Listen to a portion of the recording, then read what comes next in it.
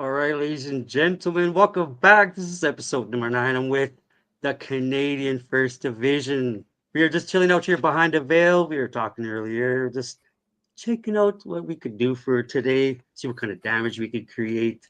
We got these Blind Spot, Andrew, and Mike. What's up, guys? Hello. What's going on? How's it going? Greetings, everybody. God, I always love that intro. I am still in awe because you have such an amazing intro to this show. So you've inspired me that if I'm not too lazy when I'm done this, I'm redoing and borrowing some of it. Oh, well, thank you. Everything for you guys, man. That was beautiful. I felt like I was in like a movie theater there for a second. I really got sucked in. I forgot to awesome. get my popcorn. Yeah.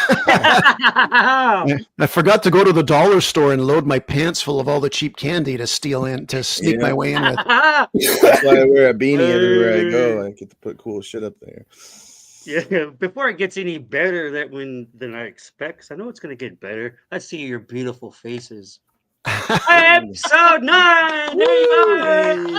Yes. Yeah!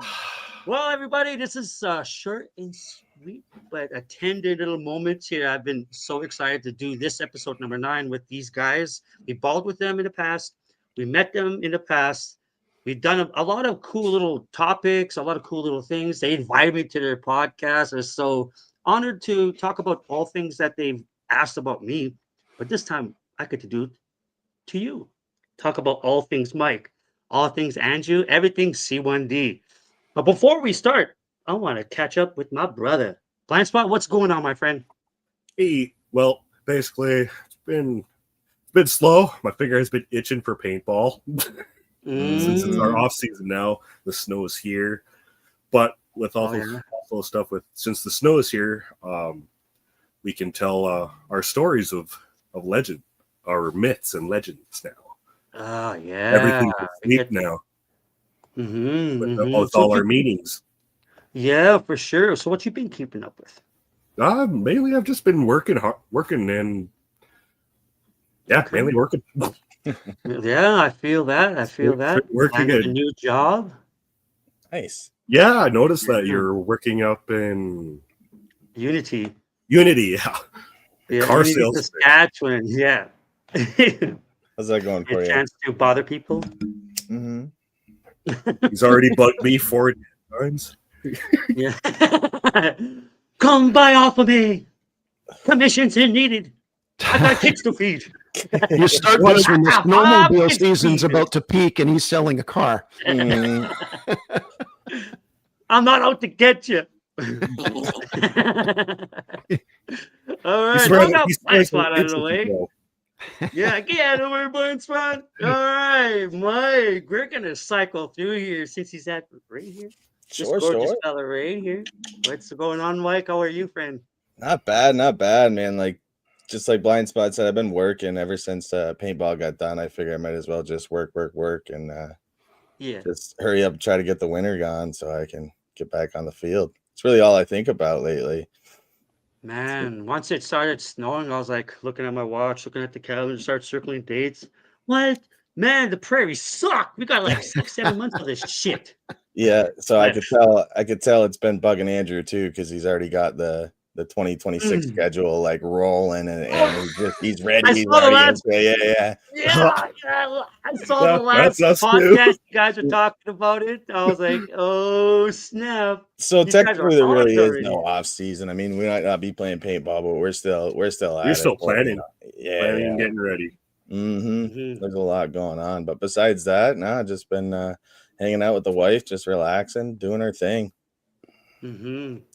Just if you've seen his wife, you'll wonder why he ever leaves home at all, because she's a doll.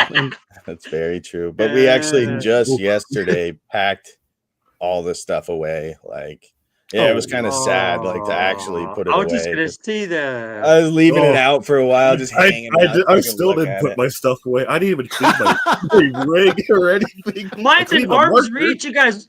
This is how like unorganized I've been lately, because I'm sad to put it away. There you go. Oh, there you go. Oh man, damn. You guys are just bad already. Okay, so you still you got why I didn't put this away. I know that patch you got there. I know that patch. You gave me that. No, the one that Alpha has is his Alpha 22 patch. You gave me that. It wasn't 2. I think 3 years ago when I first met you on D-Day, and that thing it's barely holding together. So next time we do meet, I know you guys. I think you got Savage Army ones. I'll bring some dineros or we'll do some trading here because we got lots of C1D. Andrew, did you remember your patch? How did the trading go out for the both of us? Yeah, there we go. Seriously, I won't shaft you. Yeah. That was awesome, man. No one's ever told you that before, right? Or your ancestors. Hey, Andrew, did you manage to get my patch, or was that? I would take your patch too. Do you have one? I do not have one of your patches. No. Oh, I guess I'll save this one for you then. Well, and he wore it too. Woo. Nice. I like those colors.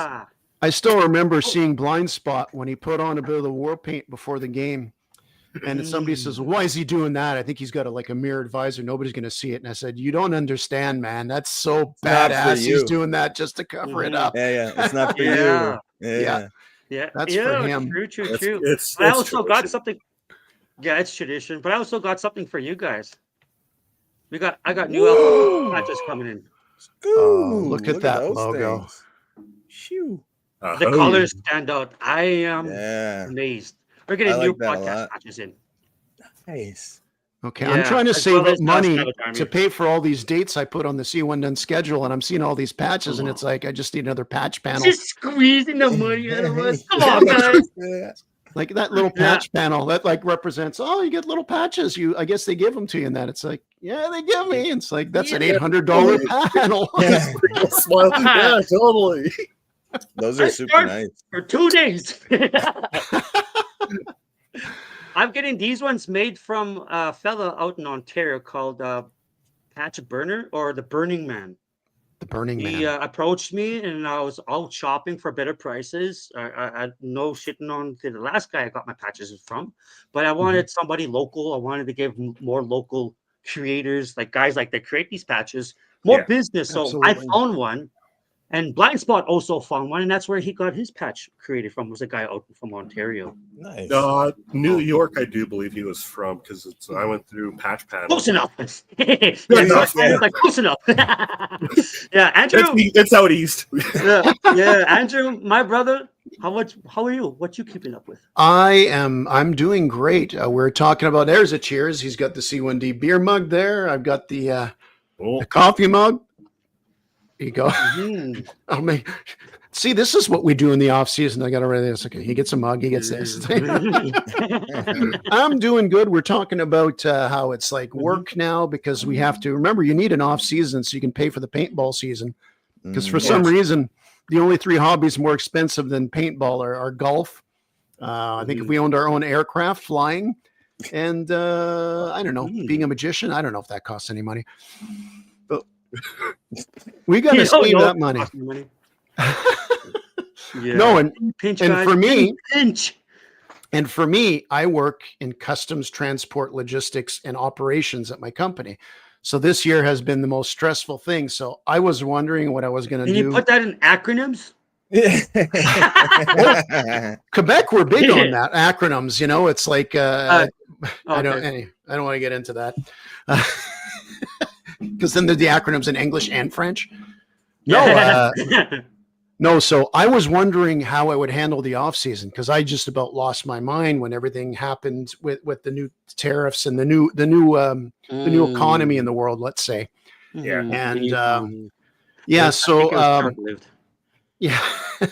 Well, we'll see. I mean, there's a lot of things that's exciting. I got hired at the company I did because I was an older guy and everyone was young. It's like, dude, I can work here the last 15 years of my career, retire nicely. So a crisis happens a couple of years after I was in and we kind of resolved it and all that. And I helped in my way. But then this happens. Like, what's going to happen now? It's like, I have no idea. So without paintball, I'm going to lose my mind. But I mean, look, as you guys know, as the Savage Army gets bigger and stronger, as you add more people, people do come and go, but things off the field start to matter a lot. So a guy like Mike, not only does he play paintball with us with C1D, but he also does a great deal of media. He stays long after I leave and plays with the kids and all that, the rentals coming in and that enthusiasm. So it's like, you know what? I'm really going to plan the death out of next year, give it his opinion, and it keeps me busy. And And I am going to be playing paintball on December 27th. I will be at the Holloman Air Force Base, American Air Force Base in the United States, playing paintball there in the desert. And I think I may live stream it a bit from Facebook. I'm not a fancy streamer or anything, but the best part is live stream it. Exactly. It's all Air Force guys there. And the guy who runs the field, he's retired. He's older than me. And when I talked to him on Facebook and I went and played there, he had a few of his buddies there. They're active Air Force people. And it's like, okay, whatever. And they kicked my ass. Now he's got, I said, yeah, Connor's coming down and he wants to play this time. My son, right? He's like, oh yeah, we want to play with Connor. He goes, yeah, my Marine buddies are going to be there. It's like active. He goes, yeah, active. And it's oh, great. Oh boy. Marines kick my ass. So, inactive Marines, or is that active? Like active Marines. Duty. Active. Like duty. Yeah. Duty. Dude, I think there's a lot of 70-year-old Marines that would just kick my ass anyway out there, so don't worry. Muscle memory, man. It is. It's a dangerous weapon when you have muscle memory. Yeah. And let me tell you how happy I am to be here, because you were talking about our relationship before on that, and you know, the positivity that you guys have. I mean, when I first met Alpha, and then I saw it with Blind Spot and his crew. I mean, one of the highlights for me at D-Day was seeing their tent wasn't too far from our little compound there, and it was busy. You guys were very popular, and it was busy. It was. Yeah, we had to clean up like every 5 hours or 3-4 hours. Every time we came back, there was like a box of like good juice, and then it was like burgers and fries packaging. I was like, oh, we gotta find a process here, man. And then the whole corner was just taking over, and everyone was walking around. It's good to have an intensity customs give us out that and help us out with that the gazebo that he created for us. Oh yeah, that's customs. Nice. Yeah, I gotta tell you, your jerseys are wild. There's a couple of teams out there that we play with and that back and forth, or we're aware of them, and yours is awesome. And I if you guys ever, and I understand if you only sell them to your team members, that's cool. But I would, if you go we don't sell them, we'll make them. You make them. Okay, well, there you go. Well, look, I like to donate because I kind of help run a paintball team too. So it's only $122.50 rich jersey. I don't want it padded. Oh, that's not padded. Yeah. No, you guys had. Oh, so you guys had that great tent, and then everybody in the C1D tent. So we got to go. We got to do that. We got to do that. Yeah. And then they look at the intensity tent and they said, that's a whole setup with the side wraps and thing on the top. Some guy goes on the website and that, Andrew, it's like $6-7 grand. And I'm looking at him. It's like, with our budget of empty beer cans, like, like what are we doing? Like glass tin. Yes. Yes. What a lovely introduction that was, you guys. Appreciate you for being so colorful as you are. But I want to get into, I like beginnings. I like to hear people's story. I want to be able to show the viewers, people watching now, people watching later. And I like to segment it. Like I like making shorts and stuff like that. Obviously, I'm a content creator of some sort of another. But I like to hear people's beginnings and their transition from just, and I call it civilian life. You know, there is a pastime where we just looked at paintball. Looks fun, right? It looks fun. Looks painful.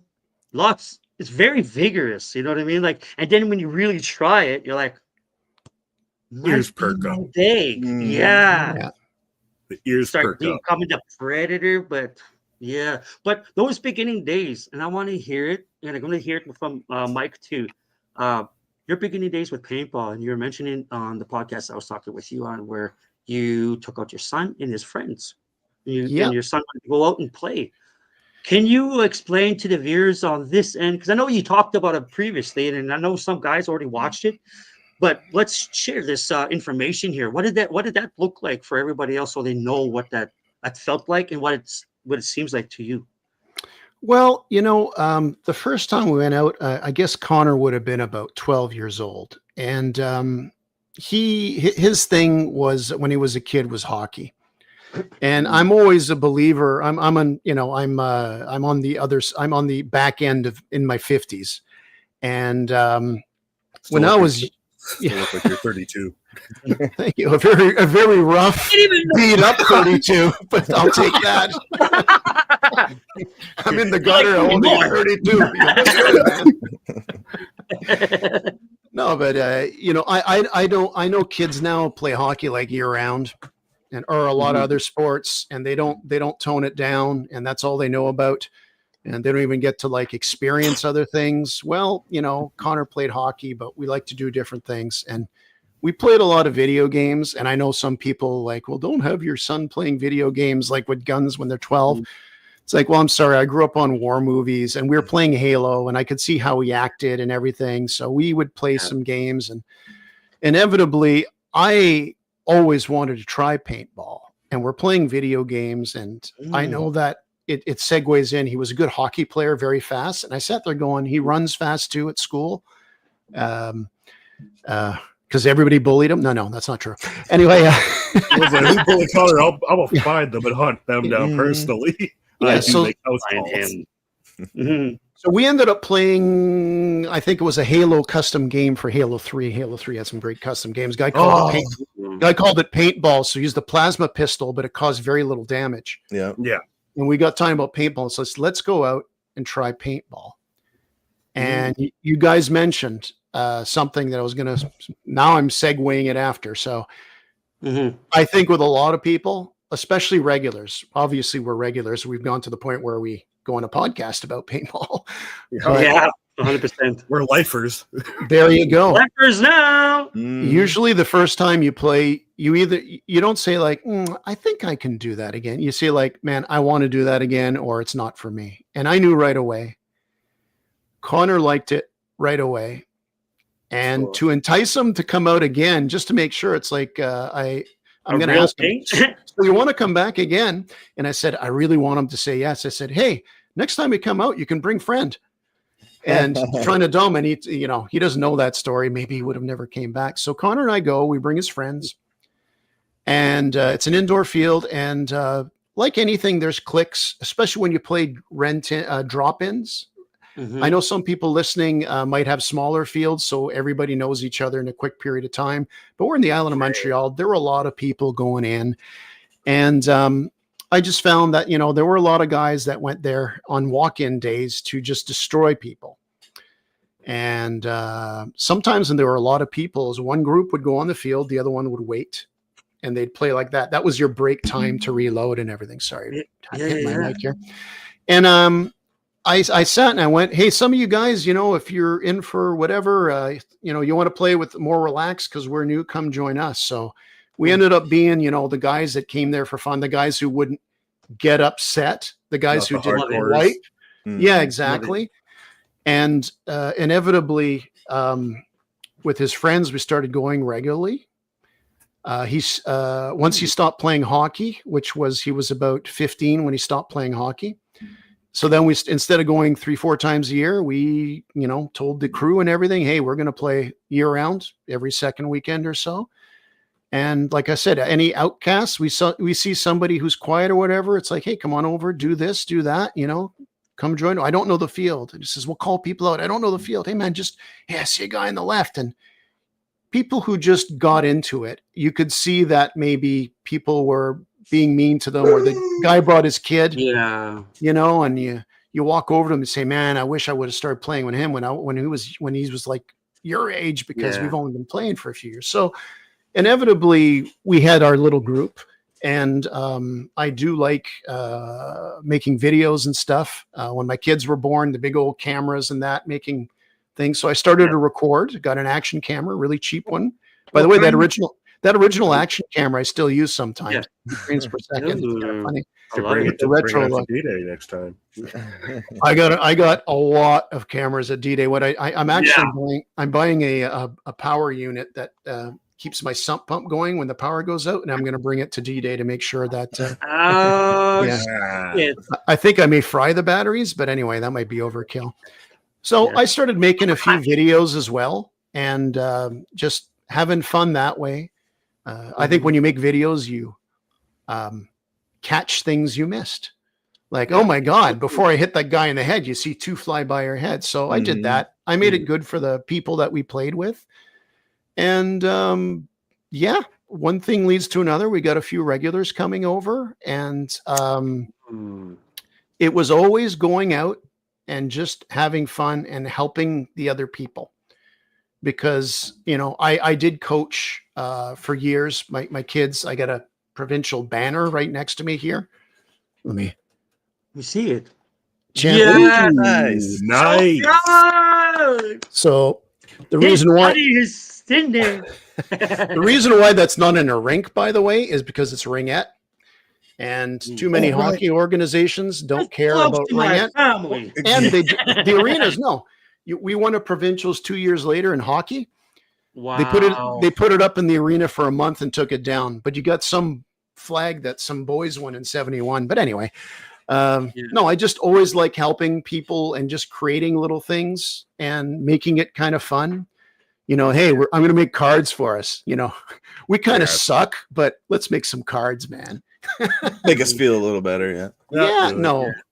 I've always been creative, but my paintball journey, then I realized that, hey, I like making videos. It meshed into this hobby of paintball. I always did graphics and stuff that meshed into the hobby. And it's been great that once we moved to an outdoor field, we've had some really outstanding people that there's too many to name because I don't want to forget, even though I've done a lot of podcasts, I get nervous. To everybody that was interviewed. Yeah, exactly. Mike is an example with his wife Miranda of people. You don't have to. For me, it's you show up, you leave the world outside, and just go there and have fun. You can tell me what you do for a living. You don't have to. Go have fun. If you want to give extra and do stuff like Mike and Miranda do, that's awesome. But they just play for the love of the game, and and the community. And it was kind of lonely for a while when we started up and tried to, hey, we play for fun. They see a bunch of little kids playing, but then they realize when they see Connor, like, holy shit, he's good. Learns fast. That's how we were.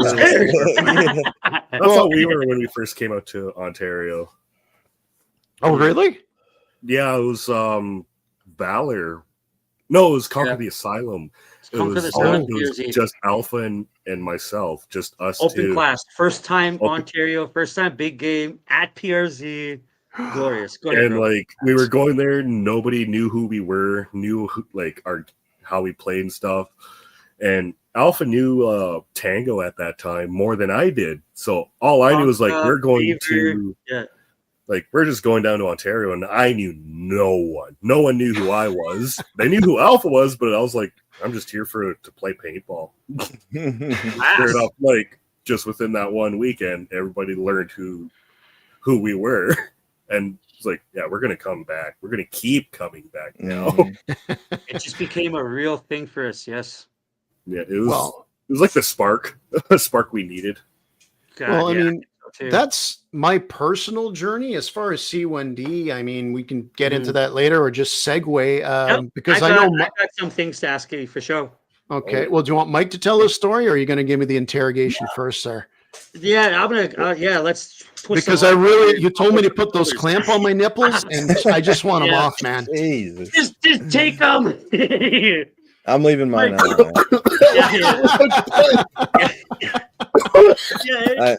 I kind of like it. Gosh.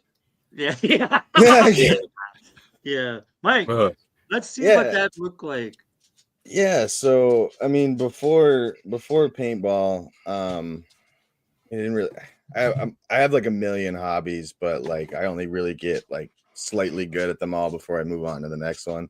It's music was always a big thing and video games and stuff. But it was just a few years ago at my bachelor party, my brother thought it was a good idea to, have a few drinks and go out and play some paintball. And it was a super rainy day, and I wasn't even really I was excited, but I wasn't super excited because I was I wasn't really feeling it, but it was we could stay somewhere warm and dry and just keep drinking, or But when I was a kid, we had a local paintball field. It was a tiny speedball-ish field. And all my friends went to it, but I never was interested into it. I was just doing other things. So paintball was never really a thing to me at all. But so I figured I'd try it out. I was with my good buddies and my brother, my bachelor party and stuff. I was like, you can't not have a good time. And we showed up to this field, Capital Combat Zone in Albany, after having a few drinks. I said it was pouring, but we made the best of it. And within 5 minutes, I don't even think, what's that? I actually enjoy playing ball in the rain because it gives it more of that immersion. I love it. D-Day was like that, you guys. Yeah, you guys, we had a ball. D-Day was rainy, muddy. I was I love this. It takes a little bit maybe to get into it, but once you get into it, but so it was raining and it was super foggy. We weren't even to the start of the game yet. We were just walking to the other side of the field, and I was already immersed. I was holding the thing, and I was all, you know, like really into it with the rain was coming down. And like I said, I played a lot of video games, FPS shooters and stuff. So that's where my mind was at. Like, I'm going to use all this in this game. But within a few minutes into it, I was having the funnest time I've ever had. Like, it was just a blast. I was shooting my friends, and it was so much fun. And it turned out to be a massive day for them. I don't know. They had like 40 people, 45 people or something like that. It was like 22 on 22, and we're just smashing each other all day, soaking wet. Oh, it was so good. And I ended up, they convinced me to buy a new mask because I was fogging up. So I bought my first mask the first day of paintball. Yeah, immediately was like a game changer. And so anyway, I had a blast. That's all we could talk about all night was, you know, blah, blah, blah, paintball. But I went home the next day, and I was talking to my wife. You know, she was asking about the day, and I was like, "Oh, you know, it was so much fun. We did the paintball, yada yada yada." But as I'm telling her the story, I'm like on all these paintball websites, like looking up gear, even though I had to drive like 4 hours to go to this paintball field or whatever. So it's like, but I'm still looking up gear because I want to get into this sport like immediately. Like, I don't care how or where. I'm just gonna start buying some stuff and get into it, because that's what I do with hobbies. I hop in, I get a little good at them, and then I leave them behind. So she saw me looking it up. She's like, "What do you want to get some paintball stuff?" And I'm like, yeah, I kind of want to. I'd love to go back down. I'd love to get some friends to go back down. It was like so much fun. And she's like, "Well, you know, I'd like to come with you." And it didn't even cross my mind. I mean, we do a lot of stuff together, and we share a lot in common, but I didn't really think that would be one of the things that she would be into right off. So I was like kind of surprised, but I was like, yeah, absolutely. Like, let's get some stuff. Let's find some local fields where we can do this. And we ordered matching like Cronuses and like matching gear and stuff. And that's so cute to hear. Yeah, it was really cool. Kind of makes me jealous. Yeah, I'm sad. It was beautiful. And I didn't know if she was reaching or not. I was like, maybe she's just, you know what I mean? So I don't know. I got to get her out there and see how it is. So we took like a few weeks, did some polls on Facebook, and got like a group. I can't remember, 20 something people to commit. To go level down. I was like, listen, I had such a blast. I want to get into this sport. I want some friends to get into it. Miranda wants to get into it. Let's go down. So we planned this massive trip with all of our friends and family and went down, had an absolute blast. And when I saw Miranda and how she was on the field and how much fun she had, and that's all she could talk about on the way home, I was like, okay, this is real. Like, she's not messing around. Like, this is real. So, it went into us going home and then starting to try to find like local fields, because again, like I said, it's like 3 hours away. So unfortunately there is no local fields where I am in upstate New York. There's like nothing. We got Vermont, which is, you know, 2 hours this way, or we got Albany, which is 3-4 hours that way. And so I was like, I wasn't Canada, even though we're 15 minutes away from the border, was like foreign to me. Like, been over there for a few shows, otherwise maybe some hot dogs, but it was just like such a process. Like, we're not gonna go play paintball over in Canada, but I found this place in Montreal that happened to be the same place Andrew was talking about. Different owners, I believe, at the time, but I was like, oh, let's give this a shot. It's about an hour and 20 minutes away. Let's give this a shot. So, you know, we did the whole pack all the things up, went through the border. Actually, we were so nervous, we called the border and we're like, hey, we're coming to play paintball. We got all this stuff. So it went pretty smooth. So we started going to this indoor field, having an absolute blast. And it wasn't very long after that we met some of the guys from C1D. And when I saw them playing and stuff, I was so intimidated, but at the same thing, I was like, oh my God, these guys they're badass. They're all in their gear and they're matching, you know, this, that, and the other thing. They're really cool guys too. Just like accepted us immediately. And I guess that's really where it all started. And then, you know, now we're here. Go ahead. Yeah. Well, now we're here talking with you. Shit, you guys, that's a beautiful road that you guys are on. Yeah. And for everybody that's hearing in the chat, and then later on, the we that he's mentioning is obviously his wife. Because your wife is not here, let's get some words from you for her. She's, as There far as she I'm is. concerned, a very outstanding player. Oh man, she's And amazing. She yeah, is. you guys are yeah. So let's see some words from Joel, you. let me before he gets cornered and he thinks very carefully if his wife listens to this Oh podcast later. yeah, Oh, Brandon Okay, so Bushari! we're into, Thank so you, Andrew. go ahead later. I've Yeah. seen it happen before Please, where leave him alone. I've seen it before where people kind of go in there and they're asking, and it's like, are they a couple? Yeah, they're married. Yeah. Oh, is she any good? I said, yeah, she's pretty good. Mhm. And because she's better than pretty good, but I never intimidate people. Like you know when you go in and you got all your stuff and there's a rental, especially if it's a kid, and they Yeah. look and go, wow, you must be good. And I go, guys, Yeah. It's we like, don't play good, we just I look was good. like, Yeah. you look good. You look good, but you play horrible. Yeah, he's been playing. And Mike's been playing with me for 2 years. He's heard all my dad jokes, but I kind of went there and I'll explain. I said, no, she's pretty good. She's all right. Yeah, she's good. She knows what she's doing. Well, And yeah. I remember once there was a guy, and it's like, we got to move up more. We got to move up more. And it was this map on market, and she at spawn, she gets there and she just creeps up. That's what she does on that field. Oh. And it's like, well, she's kind of camping. It's like, no, you don't understand. That's what she does. And I said, and when we play on this other field, it's called Village. She has a spot. If she's anywhere near it from spawn, she's going to run there and she's going to own it. The last few videos, I've even called it Miranda's house.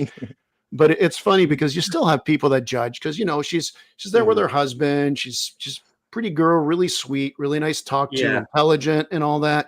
She's got the long braids and that, and you think, oh yeah, she's got all that stuff, that nice marker. She probably can't use it. It's like now through you, brother. Exactly. No, but she is a very good player and you guys. Exceptional teammate, by the way. She's a good teammate. And it's good because I think she's more of a quiet. When I gotten from Mike over is if, when she meets somebody that she might be a little bit more shy or quiet.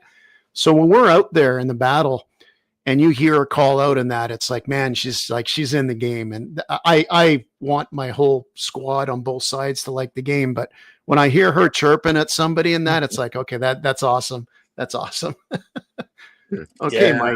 Mike, who, by the way, when Mike plays against her, and we're all very positive and play for the right reasons, but they want to hit each other bad. So I can't imagine it's like you got to spend an hour and a half in the car where they're driving home. You sure you want to go there?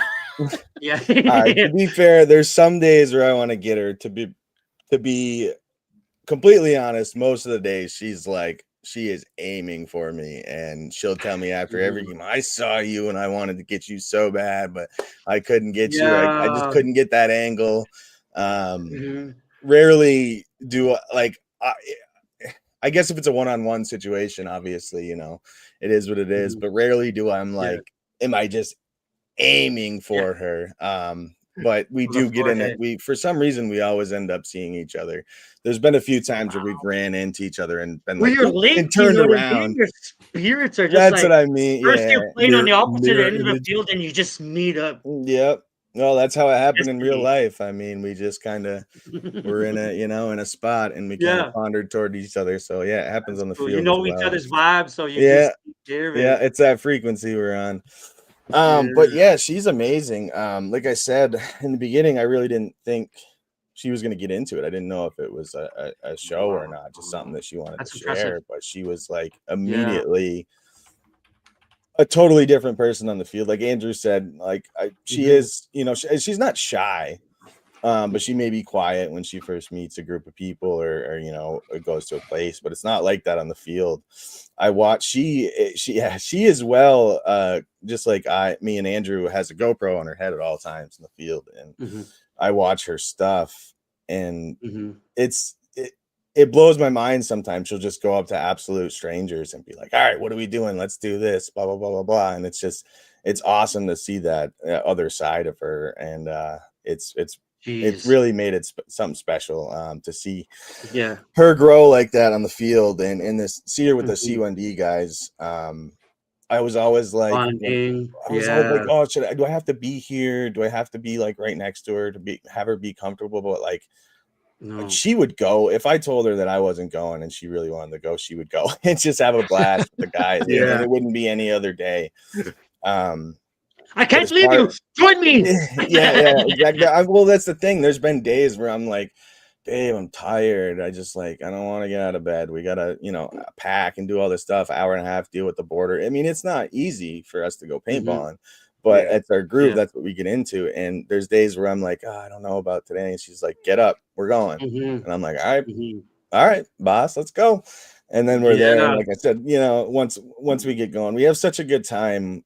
Like I said, with the traveling, we have such a good time together because even if we got an hour and a half at minimum each way, and we have little rituals of places where we stop to eat, A&W, stuff like that. So, but like Andrew said, playing style, she's an absolute menace to society.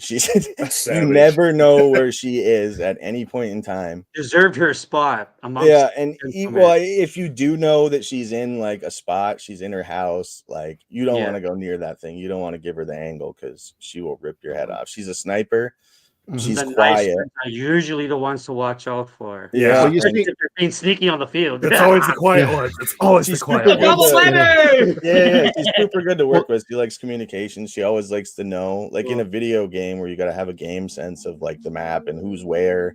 Definitely, when you only have one life, she constantly wants to know who's here, where's that coming from, and communication. So, and I got to rely on her because my brain's like goldfish. Like she'll tell me something and I'll immediately forget it. So when she's on my team, I love it. It's 50-50 when she's on the other team, but it does make it for a fun day. It gives us something cool to talk about. Advantage of the exchange rate, I see. You can. I go very comfortable. It's actually pretty cheap for us, even with the traveling, to come over there and play. Super cheap. Must be nice. You are barbecue, like you're a BB cat. You know what I mean? Like you go out, you have a bunch of food, you want to do this, you want to do that. I don't know. We all get kind of like in a mode, and we just zone into what we're doing at the current time. And I know we didn't have enough chill time through the D-Day moments, but we share that same, reciprocate the battlefield. We're there with our people. And I think that's very important, that even though we are there together, we're there wholeheartedly individual. And when you're there with other people like that, it gets kind of sort of difficult when you're like zoned in. And we're not forgetting people on purpose, right? No. Fucking people to talk to. And everything just happens so fast. Yeah, everything happens. Yeah, so next thing you know, the weekend's ending, and I don't even want to go back to Saskatchewan. Yeah. I thought it was like us, and we got back to base camp after the game, and it's like we loved our area. We had like 6 tents. We had all the flags up and everything, and an extra tent on the side. And it's like about a foot of water. Wait a minute. Yeah. We got to put all this shit down now. Yeah. Could have been at least a week. I'd wondered why nobody picked that sweet spot. Why we got such a good, close, sweet spot, and it's because we were in a hole with like 4 foot of water in some of those spots. Yeah, nobody wanted to put their tents there. I was in like that. Oh man, it was rough. Well, that's all filled. Like they just bring in fill in there, right, and then make parking lots over it. So it's not really. They don't really prepare it the way it's But that's fun, We'd watch people get stuck in their car, or we'd stop them. No, you can't do it. Yeah, I can do it. It was only this one. A couple of times you went to help them, and it's like I went and tried the first time. It's like my back hurts already. You're like, no, that's okay. I pushed one out barefoot, and I was like, that's enough for me. I'm gonna look at you guys. The young folks just coming through your toes. Hey, I got socks for this. So I remember doing that just barefoot, helping vehicles get stuck. It's like they're gonna get stuck. No, they're not. They get stuck. It's like, all right, let's go help them out. Let's go. Yeah. So we mentioned on our podcast last time. Usually D-Day is one of the hottest weekends of the year. Like you scorch. The idea that a lot of us on C1D, we're lucky well, no, we're not lucky. You just have to spend money, right? Is we got like this tech tee I'm wearing right now. That's kind of an off-field thing. We got our regular jerseys. We got the purple haze. We have these nice sweatshirts. We got the sweat hoodies. Yeah, I'm a boomer. I'm not a boomer. I'm the next generation. But anyway, really nice hoodies. And sometimes I see the guys wearing them on the field for games. And it's like, man, I don't want to wreck that. It's such a nice one. But I think at least 7 of us wore them for the morning alone. And if you would have told me that before, it's like, no, it was cool. But it was awesome because there was like battling into the forest. It's like, okay, there's ponds. They're not going through there. So you could do strategy and funnel it. And that was Mike and Miranda's second D-Day. And in 2024, there was no major battle in the forest. So I said, the forest are my favorite. And by the way, I love the forest. And that's where the Savage Army was going into the forest all the time. Constantly, constantly up their front line. As a matter of fact, when we started the second half and we didn't have do you guys remember for the second half start, not even half our team was there on time. I was still bombing maids, and I heard one guy's like, there's only 10, 20 of us. I'm like, wait, there should have been like 100 and something. I'm like, it was against the whole. I was yelling at Alf, like, hurry up, we need more guys here. Man, I'm such pissed, yo. I'm just like, I don't really push and say, hey, watch this video of ours, but I think it's video number 5 of the 9 that we did for this series, for this year. And you see me there, I was in the launch. And as people are dying, and there's maybe 20 of us, and they're amassing there, you hear me say, like, don't go back. But I'm hit, we have no medic. And I said, they see you're gone, they're coming in. Don't hold back. And Rob, one of our players, another valued member of our club, he gets hit, and it's like, go back, get the boys. And we held out, and you can see Connor on his camera waiting as they're spawning because he's the medic. Yeah, you were there, and it's like, as a medic, come on, if I'm a medic, you guys gotta come up here. Come on. I'm like, if you watch really closely, when they were holding him back in that video, I was sneaking around the ref to get on the field because I'm like, it's not fair. They didn't tell anybody the game was starting.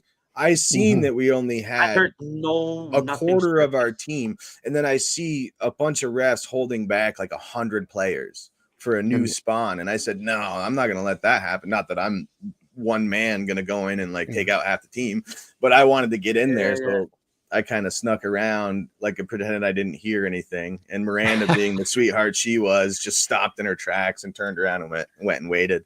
But I ended up going in and helping out in that beginning. But that was mayhem. And Rob got to Connor not even a minute before it was time to go. He goes, "We need you up there." Yeah, it's not D-Day if you're on our team and you don't hear Connor calling you a pussy and telling you move the fuck up. If you don't hear that on D-Day, to be. It's 3 years in a row. The first year as a medic was very polite, but he's taken over now. And the funny thing is listen to him. Why not? As soon as you hear move up, you move up. You move up. A sitting duck's a dead duck. Is that not the best thing on D-Day is when you are in a situation? And you guys have played in a couple of, no, you guys have played in at least 3, right? 3. No, 3, yeah. 3, yeah. Okay. When you are in a situation where, there's a few guys beside you and you say, hey man, give me cover fire. And then they just buy into it right away, because how many times have you been at your local field and it's too intimidating, but it's like, and I like saying a guy who says, hey man, you guys are here to have fun or sit behind bears? Yeah. Come with us, man. We got some smoke. We're going to do this. To me, that's a big game. There's been a couple times I've had to do that at our local field. We'd be playing bomb the base. We'd see a bunch of rentals and they're hiding behind bunkers, and I'm holding the keg to bomb the base. It's like, you guys want to give me a quick hand? With what? I'm going to bomb the base. I got one more big Bertha smoke grenade. Cover me. I'll throw it. Oh, those big Berthas are badass. Those are wild. You take your breath right away. Right out, and I'm just running there with this big keg and running up the hill, and I bomb the base. Yeah, 2 minutes of burn time. I think those big Berthas 2 minute burn. A 2 minute burn time. That's an actual fucking cloud, man. It's wild. We have a tradition now for 3 years, as Jeff and I, who's my age, by the way. He's very experienced in paintball. He's one of the more senior guys in the sense of how long he's played paintball. wealth of knowledge in that. But we about a week before D-Day, we head to the border where there's a big fireworks thing. And we buy all the purple smoke for us. And purple smoke is our big thing on the field. But it's these little traditions like, okay, when are we doing the run? So we go down there, take some pictures, grab a Tim's, just drive down there. And see, it's another thing where for paintball, it's for me, it's not necessarily on the field shooting. I mean, hell, I ran around with a flag on D-Day more than a marker in my hand. But it's just little things like that. Little 100%. Things like that. Yeah. So right? You guys are going to Wasaga Beach this year. I want you to tell me about Wasaga Beach to try to sell the rest of the boys on my crew and girl. What that event is like. Show up. You want to take this off or me?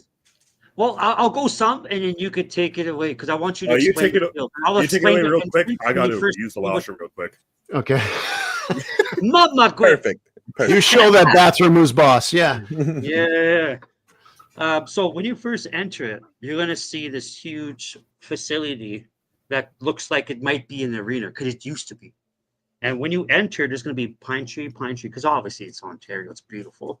And there's going to be a beautiful sign there. And it's like nicely, what's those guys that create parks? Landscaped. It's nicely landscaped where the sign is.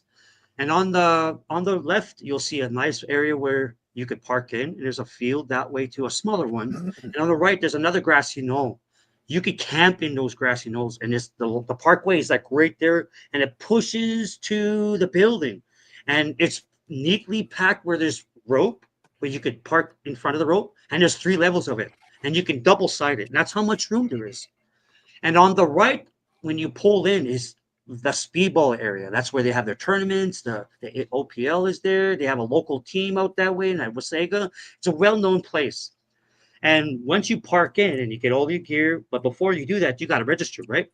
You're going inside this facility, and it's a big hallway on one right side that goes right down, and on the right, there's a bench where you start in, and it's like sections. Sign in, line up to another spot, get your ticket because they're going to give you a ticket and a patch. If I have my wallet here, no, I do not. They'll give you stuff, kind of like how D-Day does. Yeah. But it comes with a patch though, like a cylinder, like a circular one. Is just about the same size. Okay. And once you get all that registration done, you either ask you got your own equipment, or you're doing walk on, or if you're part of a group, right? And then you go down. It's almost like when you first sign up for military, you get your boots, you get your helmet, you know what I mean?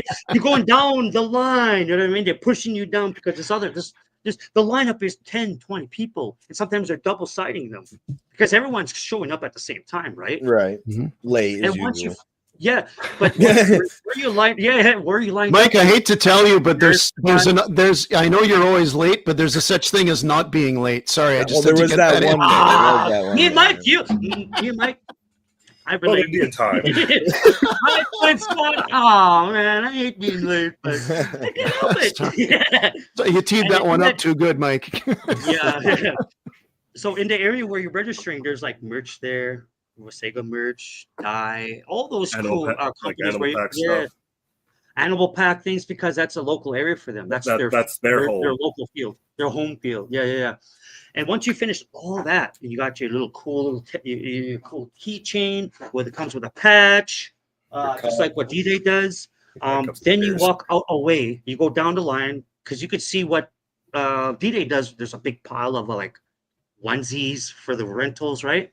And there's like there's a lineup where you go. But as you further on down the way, you can exit that entrance, or you continue on this way. And when you go off to the side, you'll see barbecues. Huge barbecues, like these suckers are like maybe the size of a bed, half a twin. And it's like there's another area where you kind of go in and do other things, but having really got public barbecues. Yeah. Ooh. And they're huge. And those what is the company called?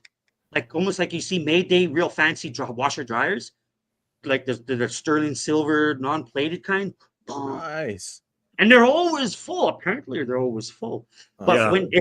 if you're not doing that, you want to set up a table. There's a big, huge area where it's like you could put a house there, and there's picnic tables. And then there's like a lot, like stand-up. maybe about 40 picnic tables are all around. There's a ton. Wow. And then Even just in case it rains, because it is Ontario, right? It gets kind of moisty a little bit, moist. Moist. And and there's this overhang where you there's picnic tables and high top end benches where you can stand up, take off your kit, and bomb the megs and everything like that. And right beside that overhang, that's where intensity, and they're always there every fucking year. That's where they'll park their tents, and they It's have not too far from where they actually are based. It's actually maybe the closest big field to them. Create. And then you'll see like there's even like an area. I'm not kidding. It's like a frame of a gazebo, but they set up like this misty washing thing where if it gets hot, you can go under there and wet your hair. Yeah, sometimes it's like a little mini shower. It's just mist. Wow, I've seen those at amusement parks. That's wild, actually. Yeah, and it's just like a huge complex open park showers where there's like those mats with those holes in them. Yeah, and they're on the ground. Like clean your feet just up. go on it. Yeah, yeah. You can like wear your socks or whatever, and it's just mist. It's not like a shower. It's mist. Yeah. So you just get a little douse and you walk away. That's cool yourself down. And then about one floor in, when you walk in, right adjacent to the building, they have like axe throwing. There's a couple, there's an axe throwing. They're fenced off, cages, so that way if he bounces off, you don't have to kill somebody right next to you. Isn't that how do you get bonus points? Yeah, I got someone. Unofficial bonus points. Yeah, unofficial. And then off of that, that's when the staging areas, they have an actual stage, just like D-Day. Nice, gorgeous. Looks like a big DJ booth. Yeah.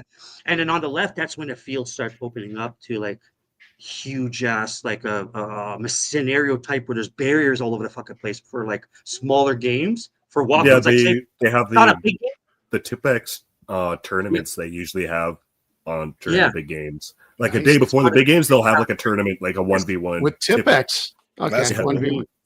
Yeah, 1v1. Last year they had a 1v1. Like, unfortunately, like I fucking busted my ankle and they had the fastest shooters. I think fastest sidearm draw. Yeah, they got pistol challenges. Yeah. But I'll leave it off with blind spot. When you walk, it is actually a road, and it goes down into the field, and that's when it opens up. And you watched my Sentient. Of course. Series 1. Excellent production of those videos, by the way. The editing work was exemplary. Thank you. And blind spot, we'll talk about the bush because obviously you guys seen it, but let's hear him talk about the bush and whatever he's experienced. Well, with the bush, when in the video, like it showed all of us like going down there, like getting ready.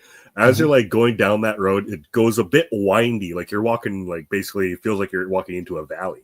And like as you keep going down, you'll look more ahead, you see trees, and then you start seeing buildings in the middle of like a tree area. It's like, oh, that's a building, cool. And then there's your chrono right then and there, and the rest will chrono you right on the field. You have to go back up. You just go back and go back chrono, and then go. It's like as you're going to go play, you chrono in.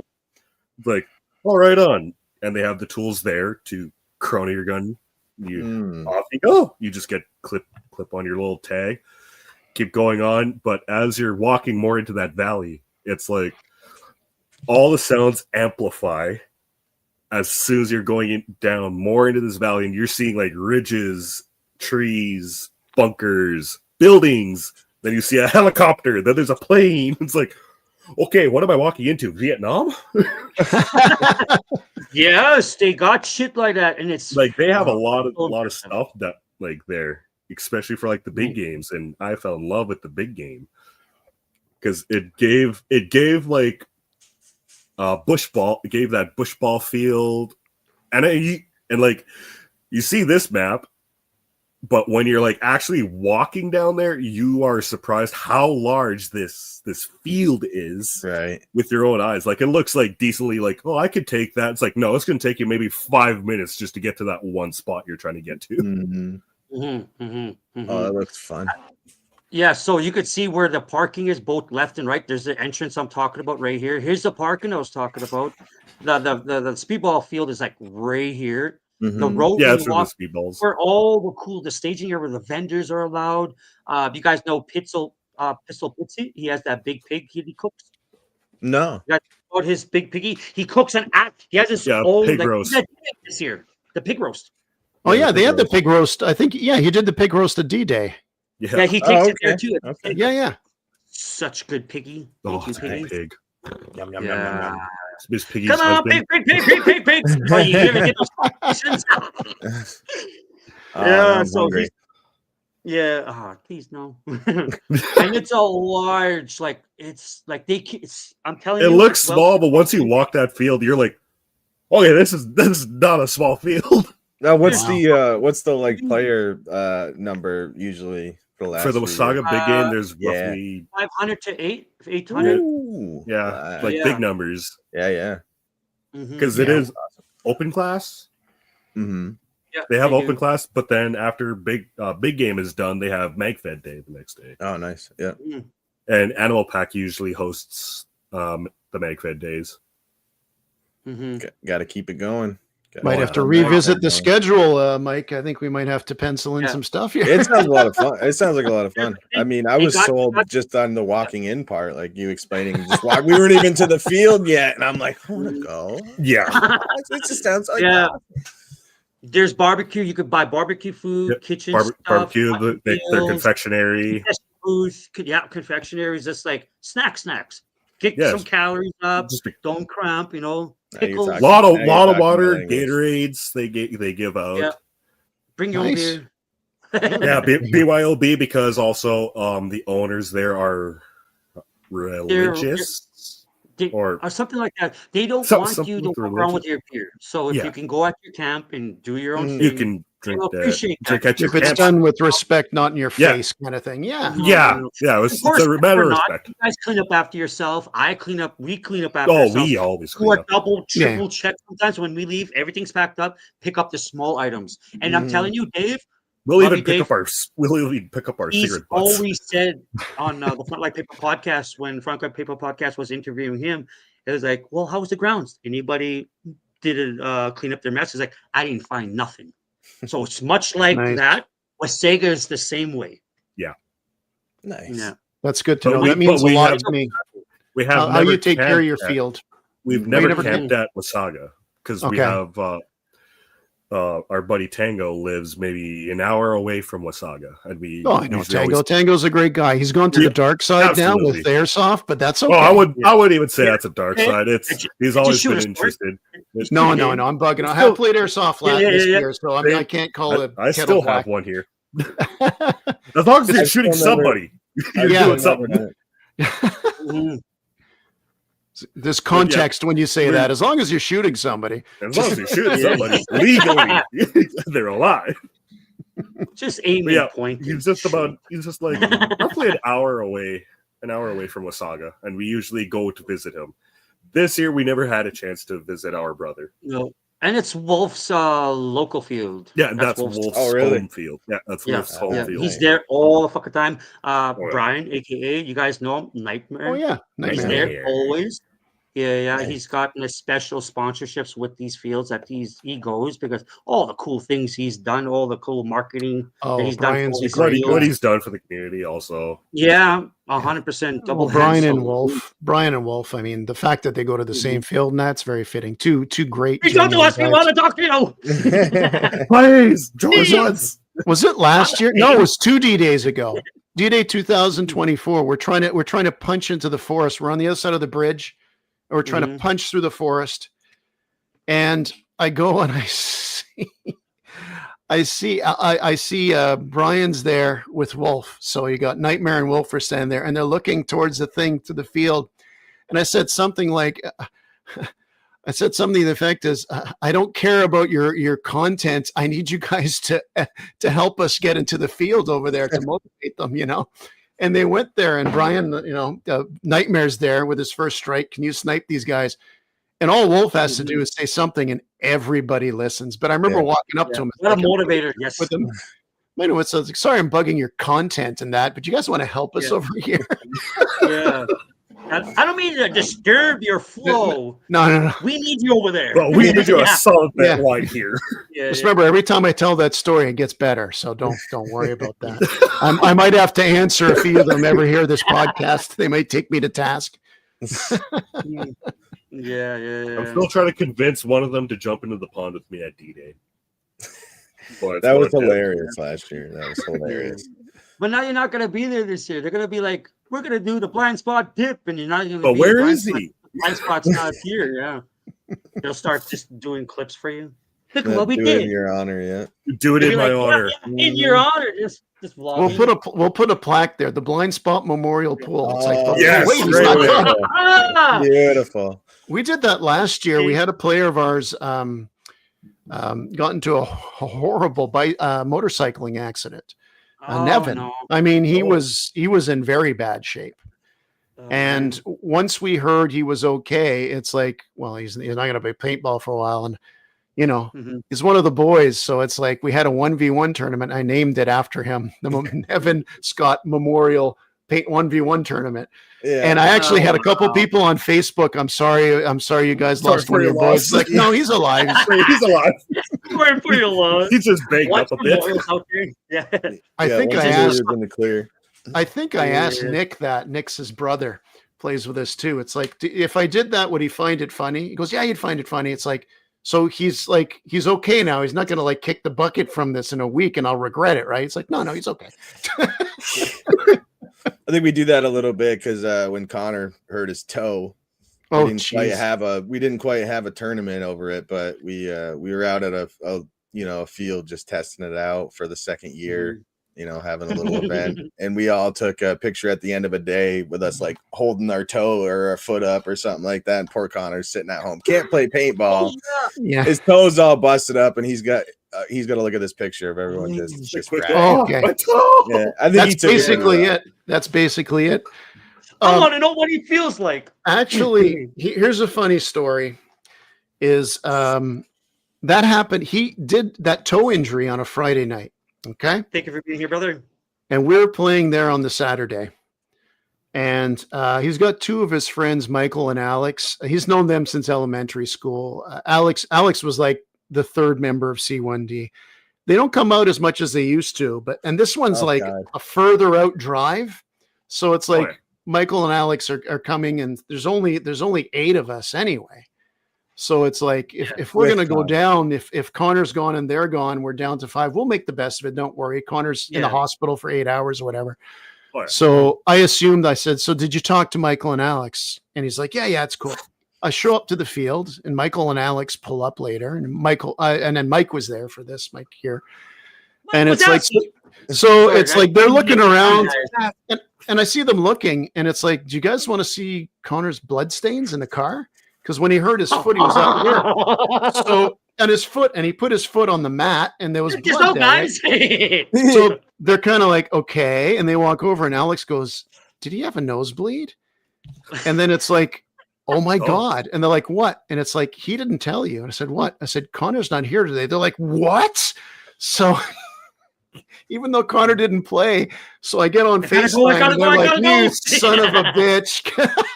Yeah. Basically bamboozled them into showing up. So we were short a couple and then I split them. Did you notice I did that too? We split them teams so they couldn't even talk together the whole day. Yeah. That was on purpose. Perfect plan. It turned out to be a really good day too. I'm so glad that they did show up. Yeah, it was unfortunate that Connor wasn't there, obviously. Yeah. But we had a really good day. It was hot, but good times. That was hilarious. Well, we're getting into some really cool C1D topics here, you guys, and I kind of want to know the why. There's a why, and you guys know the why because obviously I don't, and I want to know why C1D, and what made you do the choice of paintball with your selections with the team? Well, I'm very team focused. Like I mentioned before, I played hockey, and the kids played, and I coached them in that. And at one, it was we had some luck. the funnest years. Well, no, it's fun to get the big trophy at the end of the year, but the funnest years. I mean, there was one year we won like 3 games all year. It was one of the best years ever. But then again, 5 years later, almost the same team got better and won. But that's when you got your plaques as a team. Right. As there you best go. allied access. Yeah. You go through it all. But even I mentioned about, the outcasts. And at one point playing video games, Connor's pretty good at those video games. And a lot of times he wouldn't talk when he played because he was a kid and they thought he was a squeaker, but he was a decent player and he knew some strategies in that. Squeak on this. Yeah, exactly. That's a term I haven't heard in a long time. Well, no, it's that thing that it happens, right? Where you're like, these players, well, not very good, but I'm always there when I show up. I'm not going to yell at you and that. And so I thought, I'm making these videos for myself for paintball and Connor, and it's like, let's give a place, like I mentioned before, where people can show up. Hey, we're here every second weekend. Oh, I can't go every second weekend. And it's like, just go when you want. So I just advertised it more like, yeah, exactly. Hey, we're a safe place. You watch the videos, I overproduce them, but we're just going out and having fun. And just to keep that momentum, it's like, look, this is what you get when you play with us. When we go to D-Day and it's a little more serious, we still have an absolute blast and laugh the whole time. But that's where that you have to kind of take it up a notch. Going out at the field, playing against each other regularly. If there's little kids playing with us, we can tone it down. We can do that. We just make the best. We have we like screwing around with certain things. Like I've got a great game type. The next time they have a game full of kids. It's like, let's say Connor's not there. It's me and Mike. I said, Mike, we're going to play with these kids. Well, we can't really play with them because they're using low impact. No, we're going to have no guns. The goal is for them to get you to their base and vice versa. And we'll just have fun with the little kids. Wow. And they love it too. Yeah. Let's do this. And they got our peanut gallery of all the other C1D guys are sitting there yelling things, potentially not appropriate, but just skirting the line. And we got the video of it, and we laugh. And so what's great about it?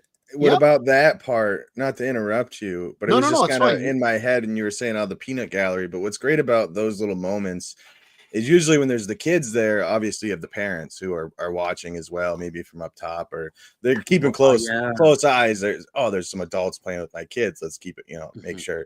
But then they see us doing these fun things, engaging them, not dangerously at all. Yeah. And that's like, oh man, this is the community. Like this is it gives them a vision that they didn't see before, and they're bringing their kids back. Oh, this is a good place to be. They're not getting beat up. I was worried about this before, and I'm not now because look at the community, that's at this local field. So it's just really cool. I love those little moments. Yeah, I love those. Yeah, those are great. I mean, that's C1D. Give a shit. Shoot that boy. Shoot that boy. They signed the waiver. Fair game. We have a little community that's gone around it. It's like, hey, you can come out and play with us whenever you can. There's some players come out 2-3 times a year. They don't watch the videos or chat or listen to the podcast. That's fine. But when we go out there, it's great to see them. You smile and you have fun. I mean, we're just a fun group of guys like that. And hey, some days you have bad days. Some days you might, do whatever. And you say, hey man, it's okay. Don't worry about it. And we understand each other, and we've really become a really good little family. And by the way, another story with the little kids. Connor and I did it once where they were all playing against me and Connor. How many? So probably at least it was a hockey team, so they had at least 16. Connor, come here. You want to say hi to the boys? So there's Connor. So we're playing these. Connor. I'll put this on him for 2 minutes here, but what happened is I surrendered and I put my gun down. I went on my knees like this, like a prisoner. My hands, but just and the parents are laughing. And one of the little kids, little bastard, shoots me in the side of the head, and everybody's laughing. And I just remember my opportunity. Yeah, and this is it. Take it. And everyone's kind of quiet for a split second before they laugh. And it was Trent that goes, I'm pretty sure that's a war crime. And then everybody's laughing. He is Canadian. That's a war crime. Canadian. Okay. Yeah. Connor's going to sit down.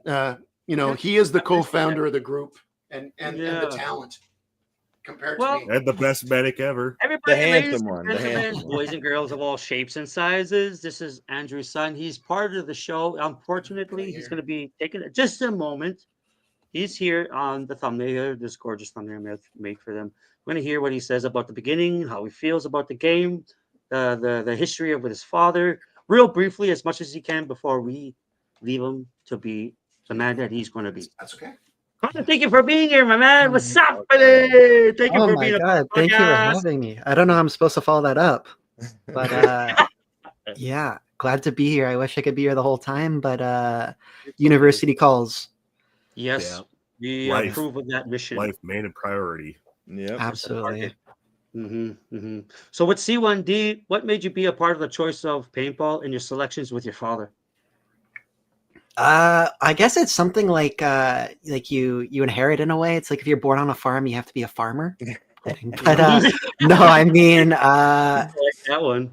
yeah, is big thing for the group is just always, I guess, growing up. I was lucky enough that my dad coached me in hockey for most of my life, and always like I'm a competitive guy and stuff, and even playing single letter A, I get like pissed off at the games after, and my dad would always have to try to get the players going and stuff, but always in the car ride, he'd always tell me, it's like, Connor, like, I'm glad you're passionate, but I hope you're, that, it's, you're playing for fun and stuff. Yeah. And so I guess that has really stuck with me, especially for paintball, as, I get pretty heated sometimes. And so being in a group, it's almost beneficial to me, as I'm a little too competitive. So being with such good people around me helps. It just brings out the good in everybody. I feel like when you're playing with good people with these intentions. Do you mean talent or good individuals? Because I don't know about the talent level outside of a few of us. It may be a 50-50 situation. Yeah, no, it could be, but where we lack in one, we exactly, we compensate. Yeah. Yeah. So we got a question here for you from the chat box here. So when will Connor start playing speedball? Or do you dabble with both, my friend? I have not. You're saying on one podcast I was watching where you were like, I'm probably gonna get something speedball gun-ish thing going on so I can lay those heads down, because your playing style is in your face. It's wild. It's upbeat, and that's kind of what we love. Obviously, you got different groups of people in the team setting. That's their style. So you got to utilize that. You know what I mean? Absolutely. Will you be getting a space gun? You could say us Magfed guys, that's what we say. Yeah. Space guns. I haven't heard of that one before, but yeah. Mine's an upside down space gun. Might be a prairie one. Yeah. What we say out here. It's like a prairie. I guess, in the past few months, I actually did get a speedball marker. Ooh. Not for the purpose of converting. I'm looking at my dad because he's giving me the eyes. But it's really like a tool, I guess. It's something. It's like, if you're gonna play in a big game and there's gonna be other people, you want to be. I might want to try playing on the front. Yeah. I want to try that. I want to try to gun people down. I'm tired of getting gunned myself. So this is why you have enough time to get up there to do such a thing for guys like myself or guys like Blind Spot or Mike, so we can situate ourselves, and then we can repeat, rinse, and repeat. Absolutely. Yeah. So yeah, I'm not too sure about. Well, we do have one member, Mikey, that's on a speedball team, and he's great, and he invited me out, and I was gonna go play just for like a little fun thing, just a little practice out at Mirabel, one of the fields here in Quebec, and I got a little injury towards the end of the summer, so we've been talking about that. We may have dabbled on that. That's all we talked about. Everybody knows about my stupid toes. Everybody. We've been live for an hour. We've only mentioned your feet. Only my That's feet. it. I didn't know. We were showing pictures. We told, hey, $5 in eBay. Yeah. Oh my God, that's and we only split it 4 ways. That's the bad part about it. Only 4 ways, none for me. Yeah, just a tip. Yeah. Well, thank you for having me. I gotta dip out to get back to it. I'll hand it over. Thank you to for your time. We love you. You course. know that. You're one of the homies out here. Savage Army's got your back always. If there's anything you want to talk about, if you want to reach out, we are in here in the studio just chilling out. If you ever wanted to do whatever, we're gonna have you guys back on again. Absolutely. I need to be here the next time. You will. Yeah, because we're supposed to have a whole squadron, but maybe next time. Or take two. Yeah. Take For two. sure. Take two. We can always crash some open mic nights. Yeah. Yeah, or open mic nights. And at one point, join us on open mic night. Mm-hmm. Yeah. It's pretty silly. Yeah. All right. Thanks for having me, guys. Thank you so much for being Have here. fun, Connor. Yep. No One of problem. the best medics ever. Study well. There he goes. Study There hard. he goes. He's There gonna he goes sprint to study through his away. room like he does on the field. Back here. Come back here, young man. There we go. It's like I had to take a shift. Get him in there. Yeah, thank you for getting him in there. Appreciate Look, for those that don't know, I just realized during that break when you asked about the deal with C1D is, again, we like to do weird things. Connor, I don't know if you mentioned it. For those who don't know, I mentioned he's played the last 3 D-days, hasn't fired a shot because he just goes into battle with One not of the even a best shield. medics. He's a medic. Yeah, he's a pretty good medic. And he even went out before Pretty and good. just with a shield at a game that you could have a shield and a gun. So he likes to try different things. And he mentioned Mikey. We got a guy who plays very competitive. He goes out with a pump out there and he still kicks our ass, eh? He still kicks our ass. Yeah. Export Paintball likes that kind of stuff too. No, we go there. We don't judge. We buy, we get, it's one of the characters we got all these memories we make. And look, you can go into we have over 900 videos. And what a member can do is if you played with us 3 years ago and you get sentimental one night, you can open up and you can check the playlist and it's organized by the weekend. So you can go back in the first year and say, oh, that's the weekend I first played with them. And they can watch like 7 of the games. Oh, I see myself there and that. And it's just, we do stuff like that because it's sometimes if life's not going well and you just want to get away from it, remember other times, look at the video, Yeah, you guys got an assortment of all sorts of videos, and it's just entertaining. I get in there as much as possible because obviously I love you guys. And with that, you went from that step to another step, podcast. What drove you to start a podcast? Mike, do you want to field this? I mean, on you guys do the YouTube Paintball podcast? Yeah, we do it. We actually run it off Discord, but we put it up immediately on Spotify, YouTube. Mike gets it on Facebook, and he actually, like I mentioned before, I'm not sure if it was our pre-game talk before the show or during the first few minutes, is we're looking at other platforms that might make it easier. He's more technical with that, so should absolutely, help with that. I'll let him go with the podcast, but I mean, the one thing I think about the podcast is, it's kind of like, because when we play paintball, I'll usually be one of the first to leave on that. And some guys stay all day because we start at 9 a.m. Some people stay there till 9 at night.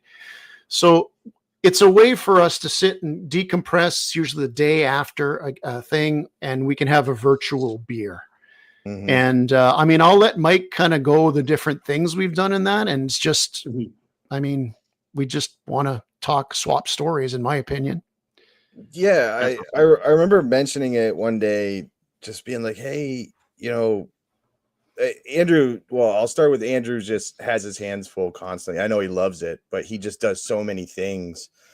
And I don't want to overdo you, but like I was doing a little bit of the YouTube, but that's pretty much all I was doing. I kind of wanted to, so I was like, hey, you want to do a podcast? And he's like, oh, I'll think about it. And he was thinking, there's kind of a lot of, there's a lot of paintball podcasts out there. And what we do is, more of a, smaller community based, blah, blah, blah. And I was like, yeah, no, that's totally understandable. But then, like he said, that having the virtual beer and the fact that we have a group who with extended members is people who don't get to make it out all the time. So he reached out a few months later and was like, hey, let's we should do that podcast idea. Let's do it for the guys. Like, you know what I mean? At the very least, if we don't get anywhere, let's do it for the guys and catch everybody up on our game days. We'll do it Sundays right after our game days. It's gonna be great. And I was like, yeah, it's a super good idea because that's what we do. We love talking about it. We love doing it. We love talking about it. And I mean, I was nervous. You can go back and watch some of the first podcasts. So I was like, I was just that's how I was. We get just starting with the Central Valley table. I was like, I'm barely talking. He's like, give me a few minutes. I'll figure it out. Yeah, I was just sitting there, I got it. Waiting for the question, and I would give the answer, and then I would just sit there with my arms up and like. But then I started to think back of why he wanted to do it. He's like, no, this is just we're just chilling. We're just I keep saying, like you said, having a virtual beer, just shooting the shit, talking about the day.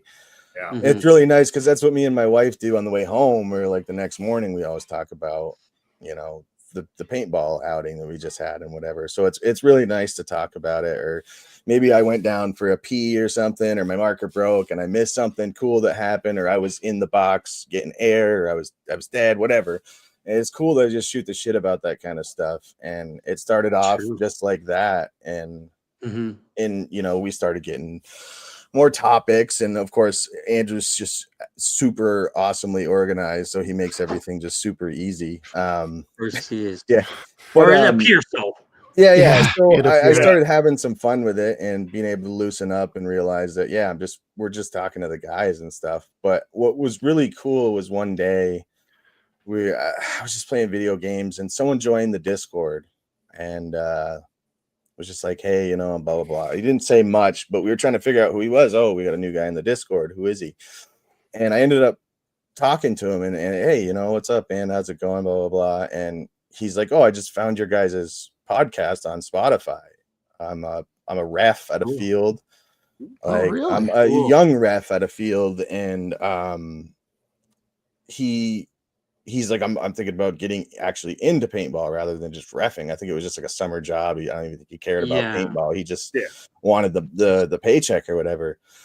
And he's like, so I just started typing in. He's like, but you know, no offense to any of the other podcasts, but he's like, I just didn't want to listen to a huge podcast. He's like, I wanted just listen to like a smaller based one, the one that, you know, was a little more real. Maybe I could find. And I was just like, well, this is just blowing my mind. I was like, I thought I was getting punked or something like that. Like, it's just one of my friends, like, you know, so, and it turns out he plays at these fields with, like, with Chris at Explore Paintball, and then they just started talking and stuff on the Discord, and it was just really cool. And I was like, oh wow, we're actually reaching people. I know who you're talking about now. Yeah. So it was really cool. And now he's just part of our Discord community, and he updates us on the fields and the field that he's working at, and it's just really cool.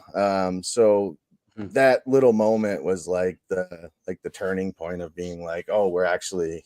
Not that I didn't feel like we weren't doing anything, but we're outside the group. We're actually, you know, reaching some people. This is cool.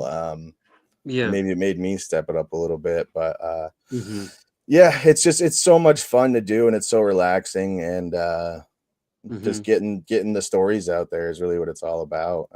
You know, talking about the community and stuff, and it was really cool because we reached out to some really cool people, and we've had some cool guests. We had you on. That was an amazing show. Probably one of our highest viewed shows, to be honest. So that was great. And so it's so much fun. We have fun with it. And that's really what it's all about.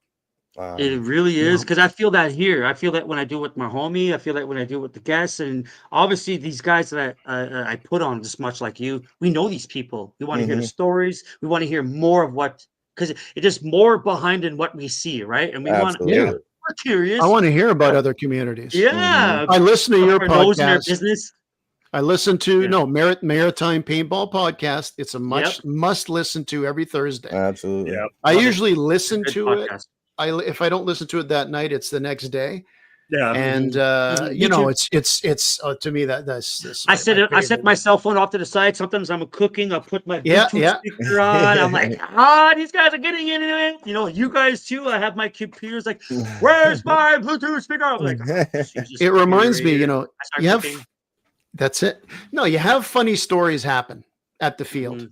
You have funny stories absolutely. happen if you play hockey Mhm. in the dressing room or on the ice. Funny things you say.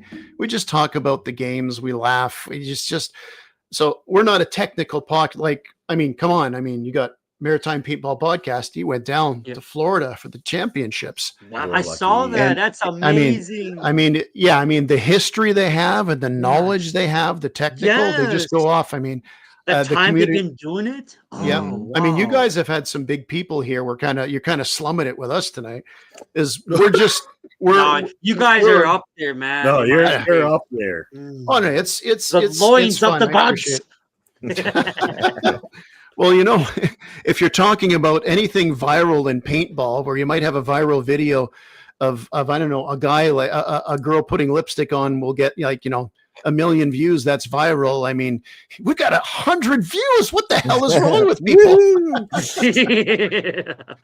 Yeah. So yeah, people like to be selective in it. I want to hear your stories. I know the crazy stuff that happens when we play. I want to hear other people talk about it. I want to hear about history and that.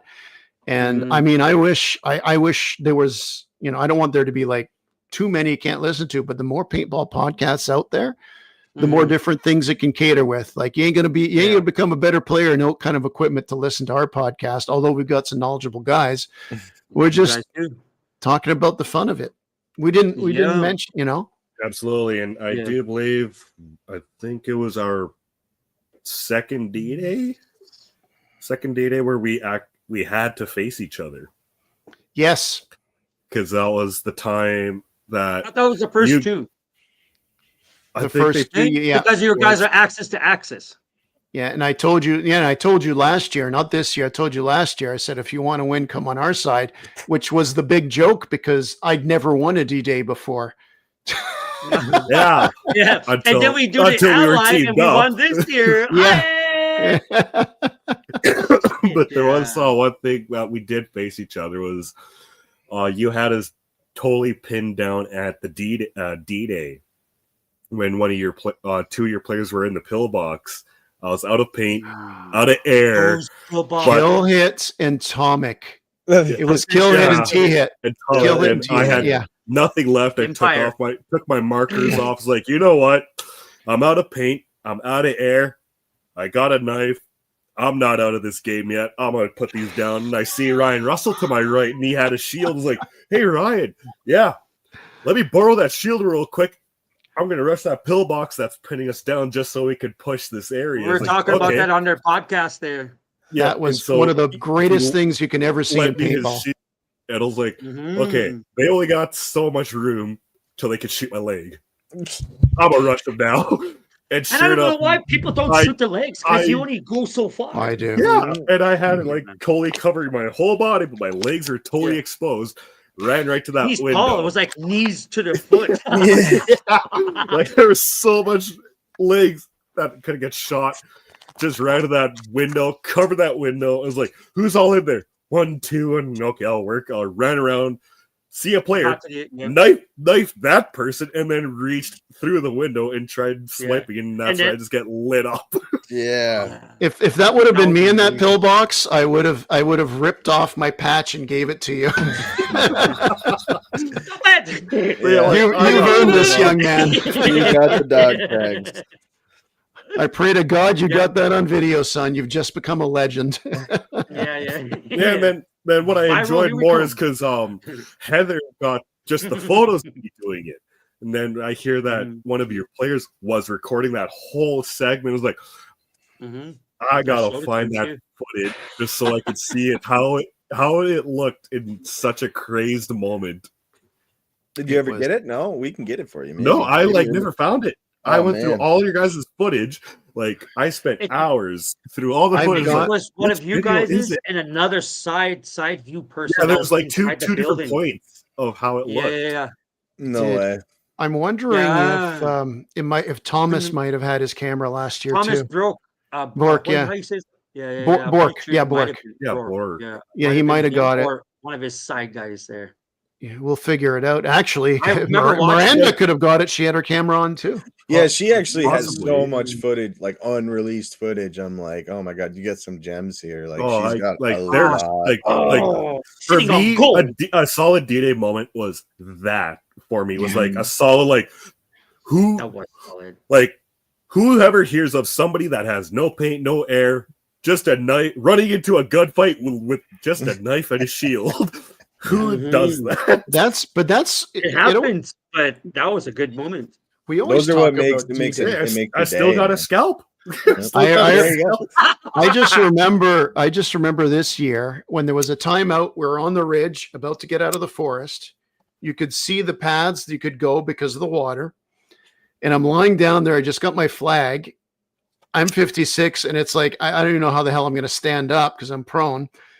But some guy, you just hear it on the left. You hear, and you just see the flag.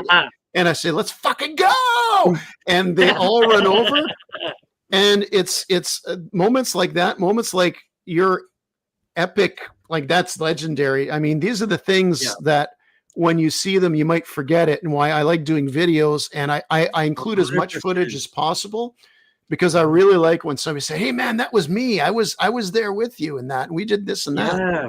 And come on, everybody films everything nowadays, Mm-hmm. with their phones. Yeah. But I sit and imagine, like, man, if I would have had this, like you want to create these things to make people really know, like, this is what it's film about. Me now, film me. Yeah, That's film. what I mean, because we're always filming other people. I was like, well, man, I want to get. What am I doing? Yeah, what did I do? Yeah, everybody gets these cool pictures of themselves, except I don't have any because I'm, I take it from my camera. Oh, that was rough. Half the reason why I do some of the crazy things that I do is because I know there's a camera in my head and I'm going to watch it later and be like, this is going to be badass. Once a game, Mike, big game, and usually once or twice a day at the field for regular games, something drops out of the sky. I don't know what it is, but I get it is only once though, and my body literally can't take it after that. But I'm always good for like one good, crazy, just something for the day.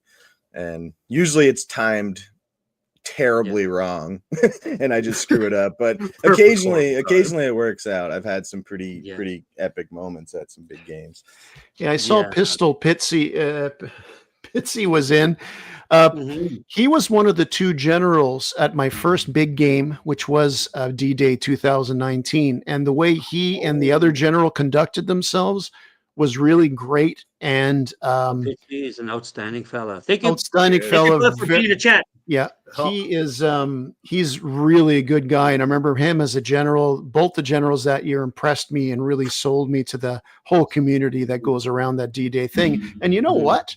Thanks to that event, and people recording it, like Wolf does it every year. You guys do it, we do. More people are going to see it. More people are going to go and enjoy on this good thing we have. Yeah, you can't watch a D-Day video and be like, nah, that doesn't really that's possible. Yeah, I'm not gonna go to that. Yeah, you see something, even the most basic, and I'm not shitting on anybody else with the most basic content with no editing, because I thrive on watching that specific video. Rawness. I like raw videos. I like raw. I generate more ideas watching guys like that. I wish there were more guys like that, to be honest. And when I hear somebody say that it floods the feed, floods paintball, when we just too many people trying to record. We need more people to record because we need to promote the sport. You're holding back a lot of people that hear that and be like, wow. I think half the people with a camera never release the footage on at least YouTube. Yeah, I will say I am a victim to that because I still have footage from when it was just Ammo and me traveling to Barrie for Hellbent. Hellbent. Yep. Hellbent, and I was an SOU. I still have unreleased footage of taking out Hitman, clearing an entire prison building to myself. What the hell is wrong with you? Even after a 20-hour drive, the first thing I would have went and done is plug that into my computer and edit it. Alpha still has got the Alpha. That's the very chip that has me clearing a whole building to myself. Like they thought, because what I did was I left a different person's marker on a windowsill, making it look like, because it was dark. It was like completely dark. Yeah. And I left my marker on a windowsill. So they're shooting that marker saying that person was out, when really I was right under them, clearing their whole building, and then I went upstairs and then cleared them all out. Alpha, we're getting a shared drive online. You're uploading that footage so this poor kid can see his moves here. Okay, I'll edit that for you. That'll be special. That one's on me, kid. Yeah. Nice. Time spent. Yeah. There was an Alpha was supposed to come, but due to complications, he couldn't. Yep. Family issues. It was just Ammo and I that left. So and I ended up taking Alpha's position because I was supposed to be on a different team. He was in SOU, but I ended up becoming the next second in command of EXO, and there's other like 4 other people, and we have our own command. We're designated to do certain missions. It was really detailed. You go here, you go here, on this specific time. Like everybody had, like the other team had their mission.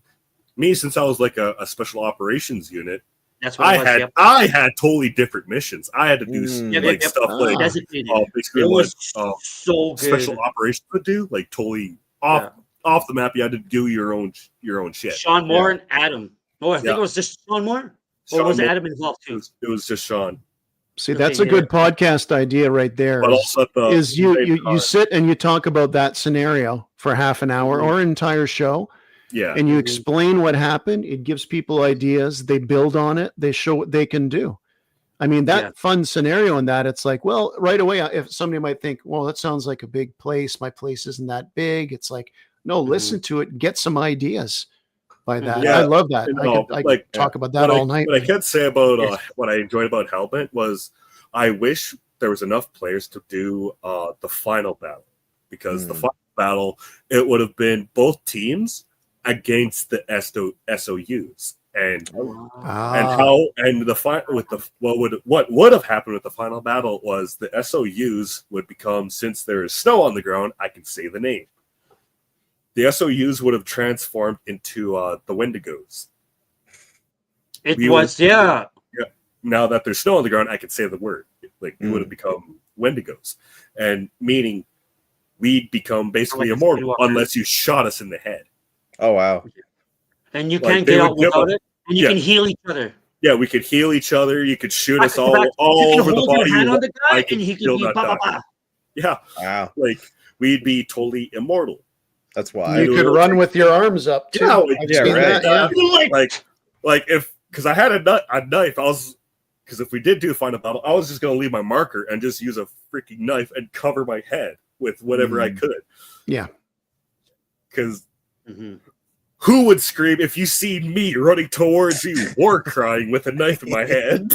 I'm not a good war crier, but he got a good scream. Yeah. Oh yeah. You hear it all the time.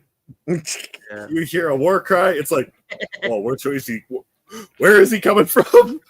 Because it's nice and loud. I'll be right there. Nice. But sadly, there wasn't enough people to do the final battle. And it's like, okay, well, that sucks. But we still got the skulls. I still have my skull because we're supposed to wear skulls when we do the final battle. Yeah, you got to wear a certain type of clothing. They can't even issue it to you. I even put my war paint on different. I have black cheeks and totally I don't have all it. red on my mouth. Photo because I didn't think we were going to talk about the Hellbent, but maybe we could do it another segment. Another segment could work. But either way, I had black cheeks and totally red mouth. Just I was blood hungry. By the way, here's something you might want to write down. If you ever want to stick to a certain plan on what you're doing with your podcast, don't have me on it because I will sidetrack the shit out of it. Oh, that's my right shit now, man. Shit.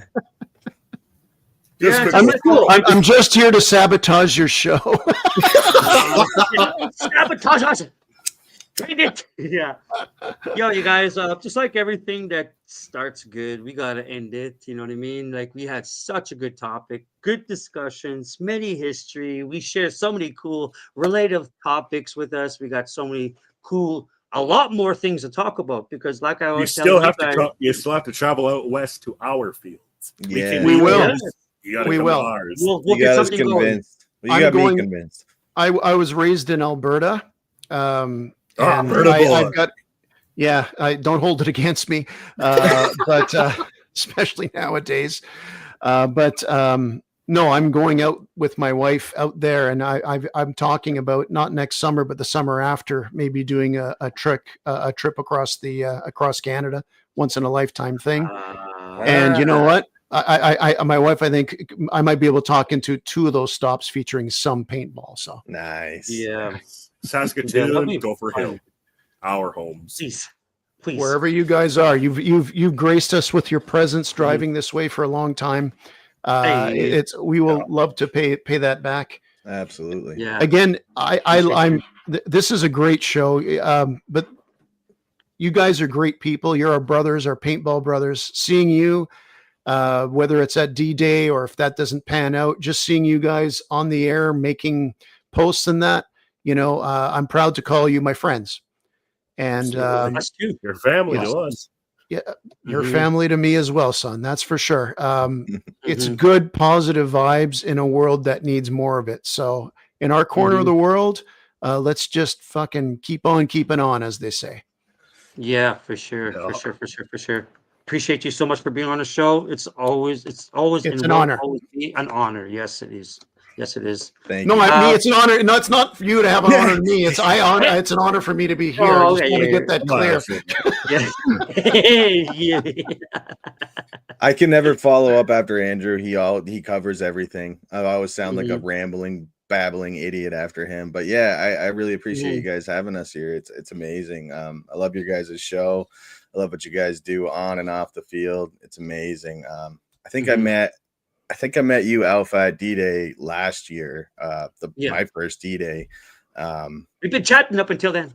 Yeah, it's awesome. I'm glad that we keep in touch and stuff on and off the field. So just keep doing what you guys are doing. It's amazing, and I love seeing you guys out there. And thanks again for having us. Yeah, you guys too. You guys are doing such a good thing. The podcast is so beautiful. What you guys are doing and how you guys are promoting the sport in your community, top tier, guys. I appreciate that. It means a lot. That's why you guys. And that's why I wanted you on the show. Because, one of the allied teams out from Ontario. We fought if you guys want to be on the other side, so be it. But if there was an opportunity to fight with you, I'm gonna fight with you. You guys are too damn good. I don't like playing against you. after this year, I wouldn't say you guys but you're freaking good. We just follow what we're called after. We're just following orders, man. After seeing you guys at D-Day this year, I'm gonna be like, nah, I gotta be with those guys. Put me on their team, please. There's one that wears war paint. The other one's doing that. Yeah. I took a slapstick. I took a slapstick with a flag. But anyway, I'll let you sign off, Alpha. Yeah. Slapstick's the shit, man. I don't know how many times I tried to do it. I'm just like, damn it. I did it once. Scared somebody away. Yeah, I got an epic slapstick this year. I hit it so hard that it bounced back.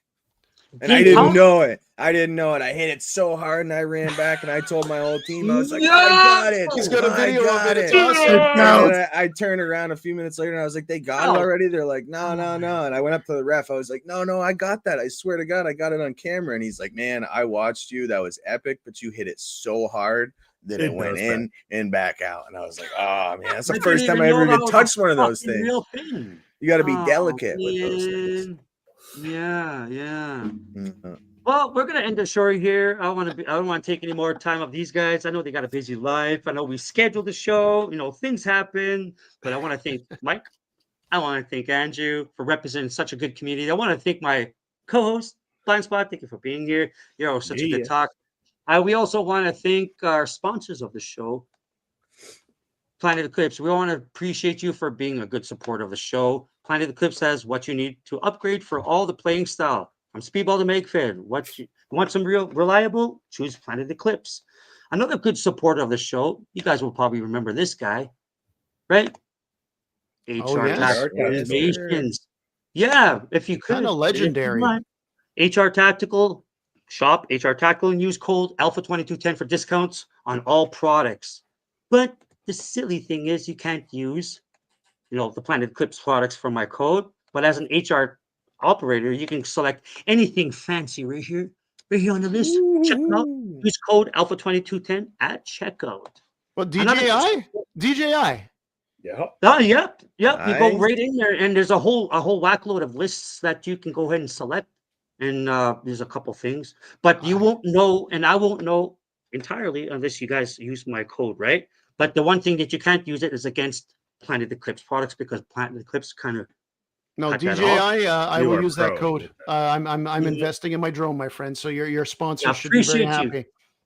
Thank you so much. Another good supporter of the show. You guys will probably remember him.